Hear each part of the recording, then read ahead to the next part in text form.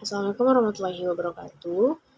Sebelum pembelajaran, langkah baiknya kita berdoa menurut kepercayaannya masing-masing. Berdoa mulai.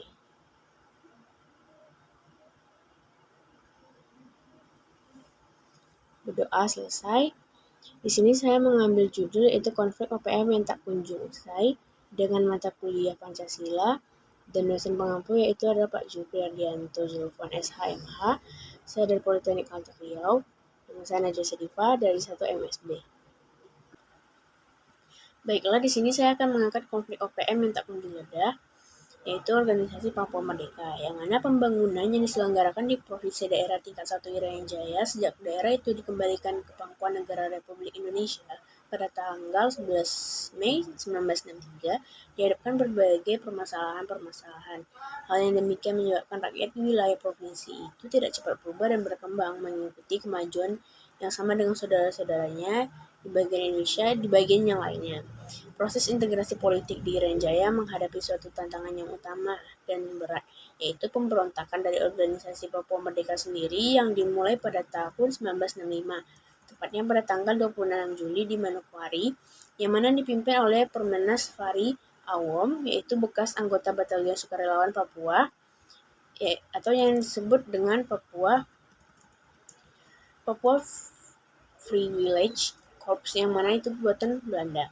Pemberontakan OPM yang terus berlangsung hingga saat ini dan secara sporadis itu merupakan hambatan terhadap penyelenggaraan pembangunan pada umumnya, baik pembangunan fisik maupun pembangunan non-fisik.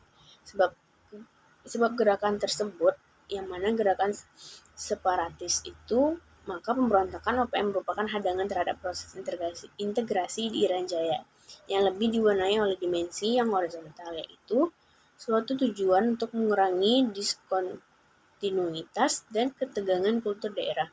Dalam rangka proses penciptaan suatu masyarakat politik yang homogen, di Irian Jaya, pembentukan pemberontakan OPM dapat digolongkan ke beberapa tindakan sebagai berikut, yaitu yang pertama itu ada aksi perlawanan fisik bersenjata atau militer yang dilakukan secara sporadis.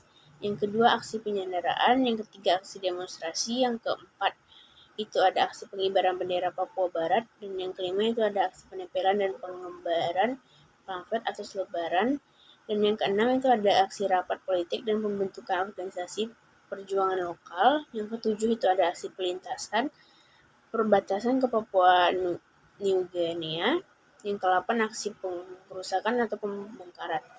Hasil penelitian menunjukkan bahwa OPM itu lahir di Irian Jaya dari dua faksi utama, yaitu pimpinan Terianos Arogear SE dan Aser Demut TKI pada tahun 1964 dan 1963. Sebagai organisasi OPM tersebut, kegiatannya itu terbagi dua, yaitu kegiatan politik dan kegiatan militer, yang mana kegiatan politik tersebut kemudian terus dilanjutkan di Irian Jaya. Jadi secara keseluruhan kegiatan politik di luar negeri kurang efektif sebagai terjadi perpecahan antara pimpinan politik OPM dari segi orientasinya. Dan yang ada pro barat dan ada berdasarkan neo-Marxik atau sosialis. Perpecahan ini jelas mempengaruhi faksi militer di Irian Jaya, sehingga kegiatan mereka lemah dan mudah dipatahkan oleh pemerintah atau angkatan-angkatan bersenjata Republik Indonesia. Justru orientasi ke neo-Marxik atau sosialis itu merupakan salah satu utama bagi dukungannya politik maupun dukungan dari dana sendiri dari negara-negara barat terhadap OPM tersebut.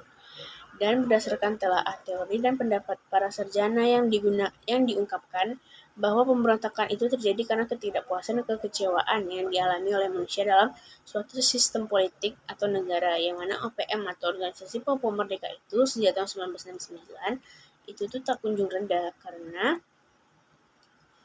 itu terjadi perbedaan pendapat yang menjadikan konflik OPM yang tak kunjung reda.